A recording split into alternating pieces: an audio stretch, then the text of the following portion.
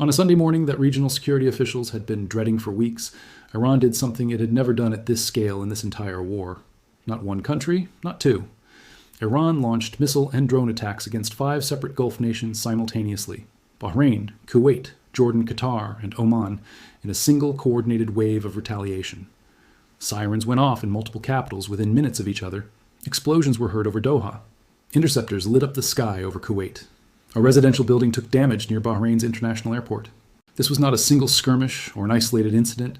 This was Iran demonstrating, in the clearest possible terms, that it now considers the entire Gulf region a legitimate battlefield in its war with the United States. Stay with me for the next 30 minutes, because I am going to walk you through exactly what happened in each of these 5 countries, why Iran chose this specific moment to widen the war this dramatically, how each government responded in the hours afterward, and why the region's diplomats are now warning this pattern threatens to permanently derail any remaining hope of a ceasefire.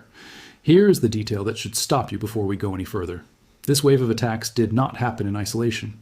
It came within hours of the United States carrying out its 3rd round of airstrikes against Iranian territory, hitting radar sites, missile positions, and drone infrastructure across the country's south, in direct retaliation for Iran opening fire on commercial shipping in the Strait of Hormuz and shutting the waterway down entirely.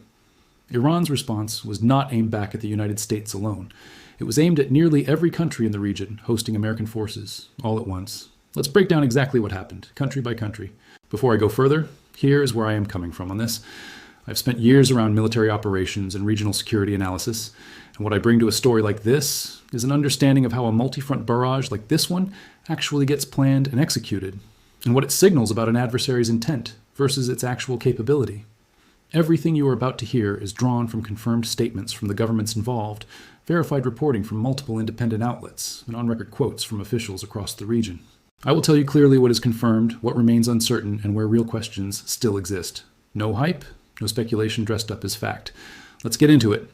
To understand why Iran chose to strike 5 countries at once, you need the sequence of events that led directly to this moment.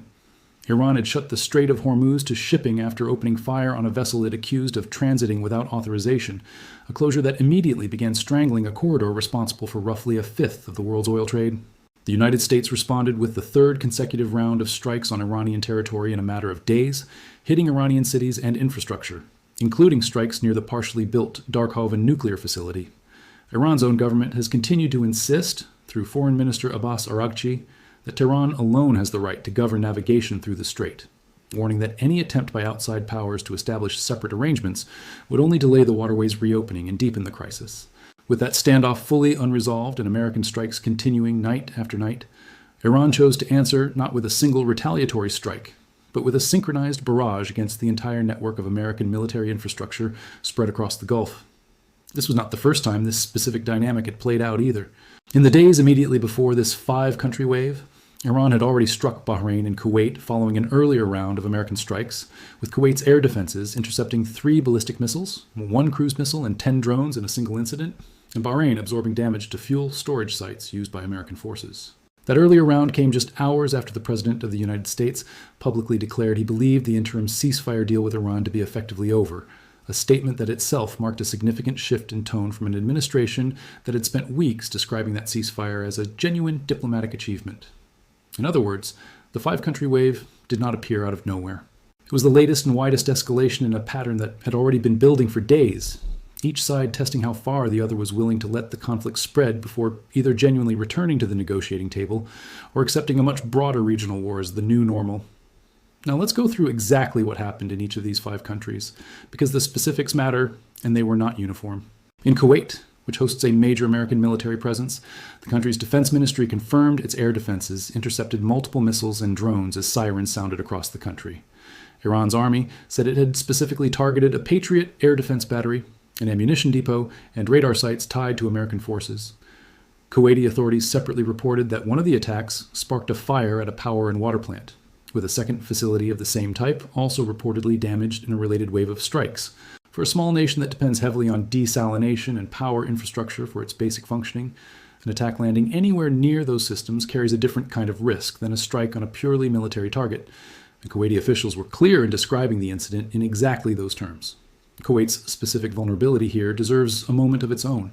Unlike larger neighbors with more diversified infrastructure, Kuwait's water supply depends almost entirely on desalination plants that also draw heavily on the country's power grid, meaning a strike that damages one system inevitably threatens the other.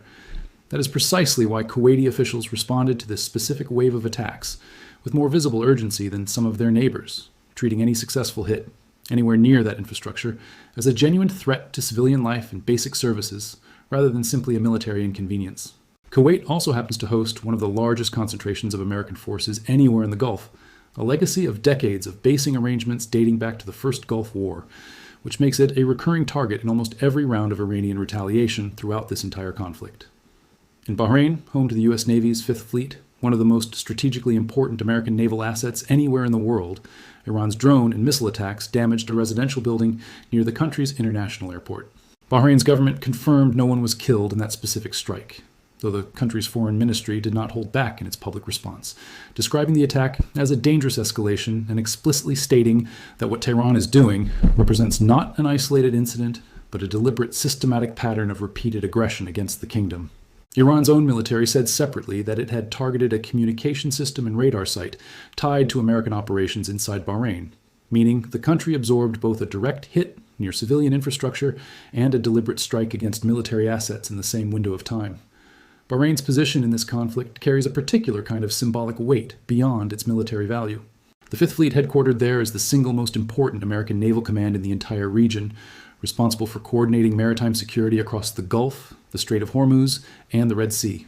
Striking anywhere near Bahrain, even a residential building, rather than the fleet headquarters itself, sends an unmistakable message about Iran's willingness to accept the political risk of hitting near one of America's most sensitive regional assets. Bahrain's government, notably one of the smaller Gulf states, and one that has had periodically tense relations with Iran over sectarian and political issues stretching back decades, has consistently used some of the strongest public language of any Gulf nation throughout this conflict when describing Iranian attacks, and this incident was no exception.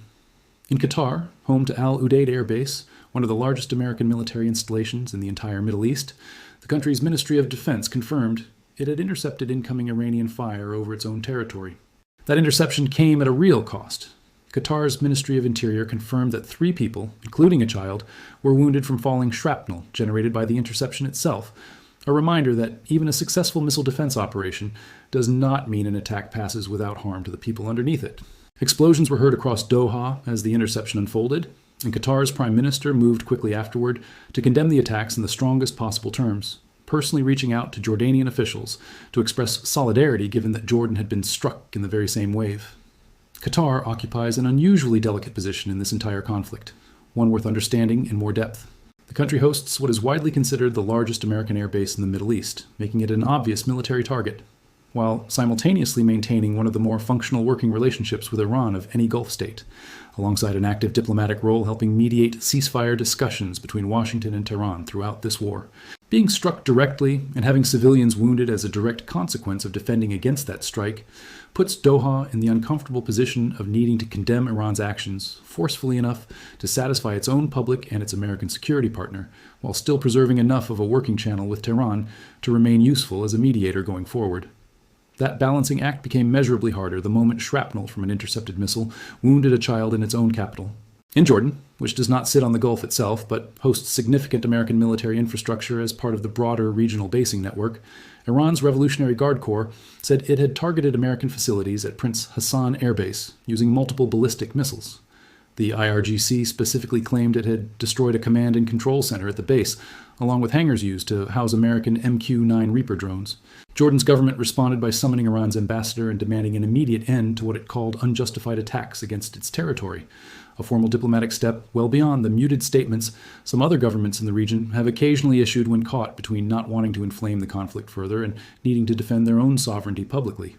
Jordan's inclusion in this wave is worth sitting with, because geographically it stands apart from the other 4 countries struck that day. It does not border the Gulf, has no direct stake in the Strait of Hormuz dispute driving much of this conflict, and has historically tried to maintain a lower profile in confrontations between Iran and its neighbors. Its presence on Iran's target list in this specific wave reflects a simpler calculation. Jordan hosts American military infrastructure, And in Iran's current strategic posture, hosting American infrastructure anywhere in the region is now sufficient justification for a strike, regardless of geography or a country's historical posture toward Tehran. That is a meaningfully different targeting logic than treating this as purely a Gulf dispute over shipping and oil, and it signals that Iran views its war with the United States as a fight against the entire American basing network in the region, wherever that network happens to be located.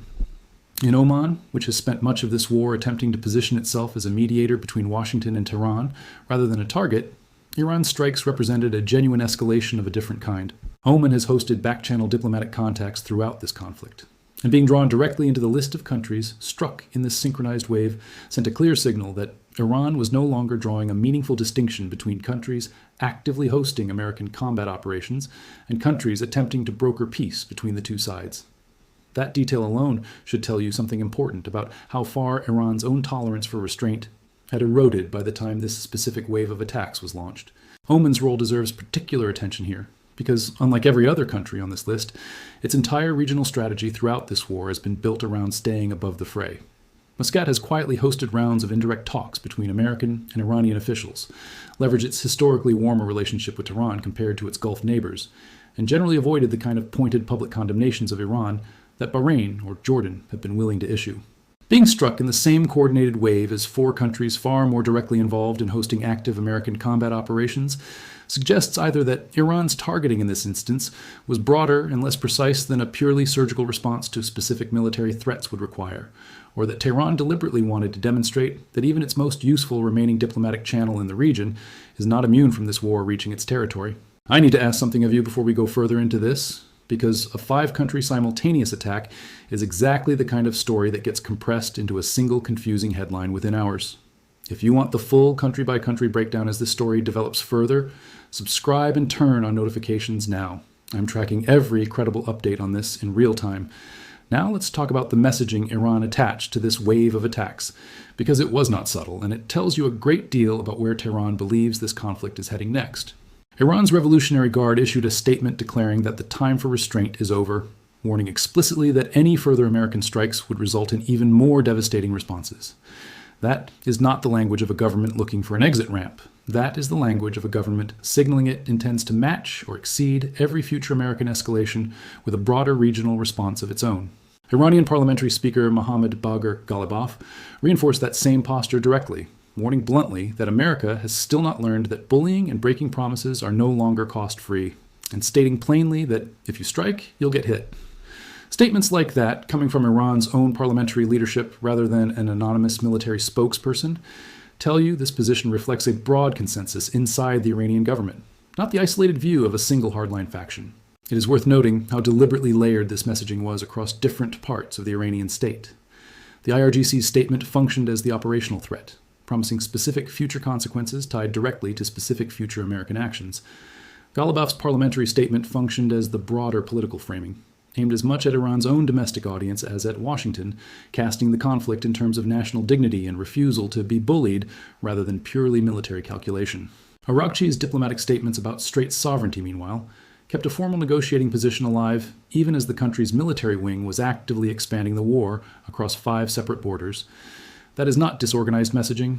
It is a coordinated multi-track approach using every arm of the Iranian state to reinforce the same underlying message through different institutional voices, aimed at different audiences simultaneously. Let's talk about how the region actually responded, because the diplomatic fallout from this specific wave of attacks reached further than the 5 countries directly struck. Bahrain's ambassador to the United Nations, addressing the Security Council directly, accused Iran of exploiting diplomacy to buy time while continuing military operations across the region, arguing that Tehran had repeatedly violated international agreements, including the ceasefire memorandum signed between the sides the previous month. The UAE, which was not among the 5 countries hit in this specific wave but has been targeted in parallel barrages throughout this conflict, condemned the attacks in the strongest terms and reiterated its support for every measure aimed at protecting the safety and security of the countries actually targeted. Qatar and Egypt joined in renewing calls for restraint from every side, while Gulf leaders intensified diplomatic contact with each other, working to figure out whether any version of a return to the ceasefire framework remained realistically possible, given what had just happened. That UN Security Council appearance is a meaningful escalation in its own right, separate from the missiles themselves. taking a dispute like this directly to the Security Council rather than handling it through quiet regional diplomacy or bilateral channels signals that at least some Gulf governments now view Iran's pattern of strikes as serious enough to warrant international legal and diplomatic pressure, not just regional crisis management. Whether that kind of appeal produces any binding consequence for Iran is a separate question entirely, given the well-documented limitations of Security Council action when major powers hold competing interests in a conflict. But the choice to escalate the diplomatic response to that level tells you Gulf states are no longer treating each new round of Iranian strikes as a manageable, contained irritant. They are treating it as a sustained pattern serious enough to require formal international documentation and condemnation. Here's the hard truth, and I think this is the part that separates a serious breakdown from pure alarm. This was, by multiple measures, the widest simultaneous barrage Iran had launched against Gulf nations at any single point in this war, and it is genuinely significant on that basis alone. But it did not happen in a vacuum, and it was not the first time several of these same countries had been struck. Kuwait and Bahrain in particular had already absorbed earlier rounds of Iranian strikes in preceding days, meaning this specific 5-country wave represented an escalation in breadth and coordination, rather than an entirely unprecedented event out of nowhere. It is also worth being precise about casualties. Officials in Bahrain, Kuwait, and Qatar were each clear that no deaths were reported from this specific wave of strikes on their territory, even as property damage, injuries from shrapnel, and infrastructure disruption were real and serious.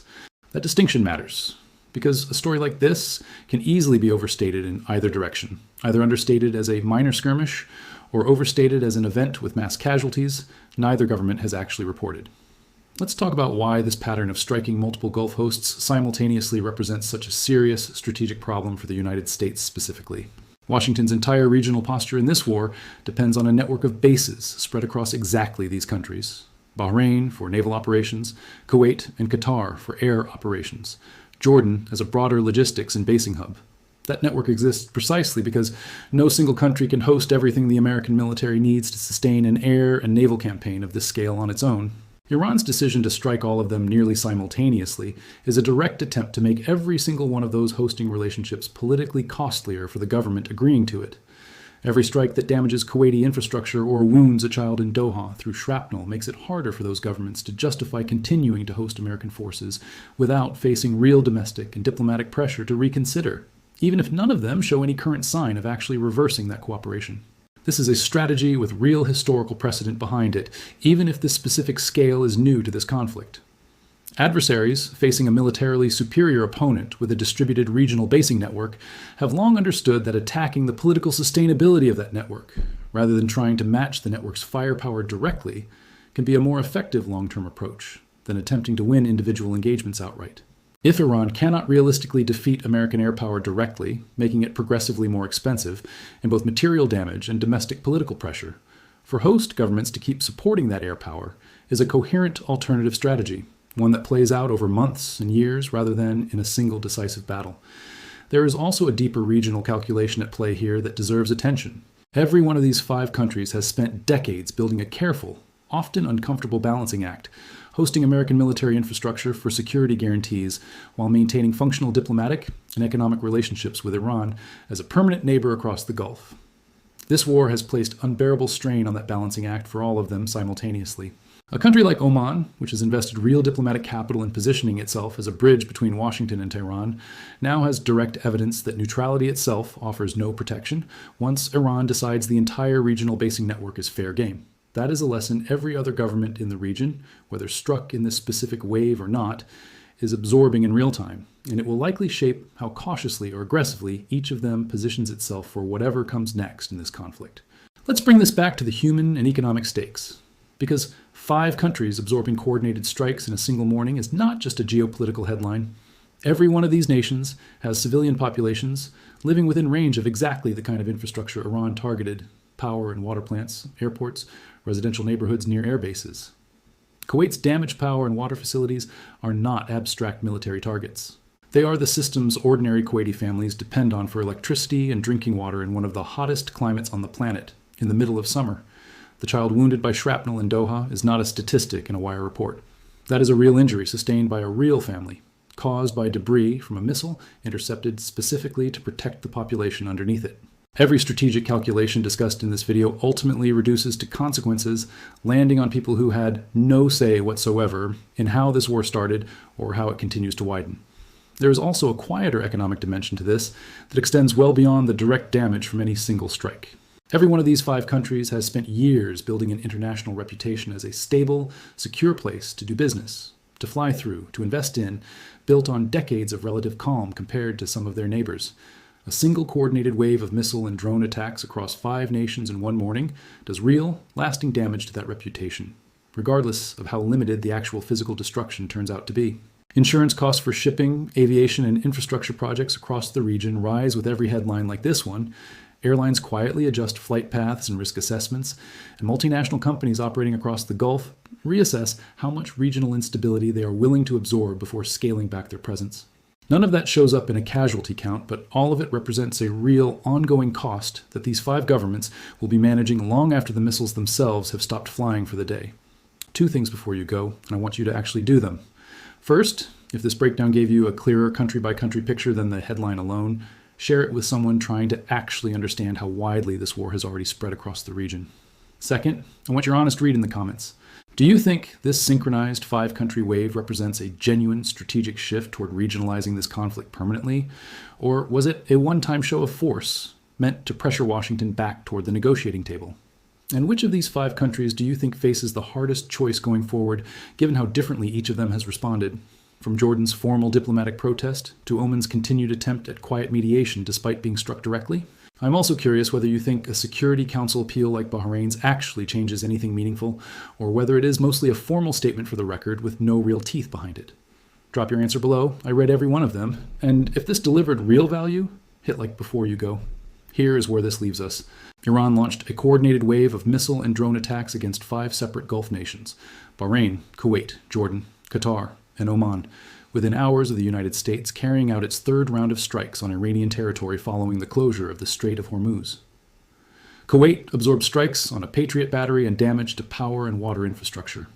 Bahrain took damage near its international airport alongside strikes on military communications and radar systems. Qatar intercepted incoming fire over Doha itself, with 3 people, including a child, wounded by falling shrapnel. Jordan says Iran destroyed a command center and drone hangars at one of its air bases. Oman, long positioned as a neutral mediator in this conflict, found itself struck directly for the first time in this specific way.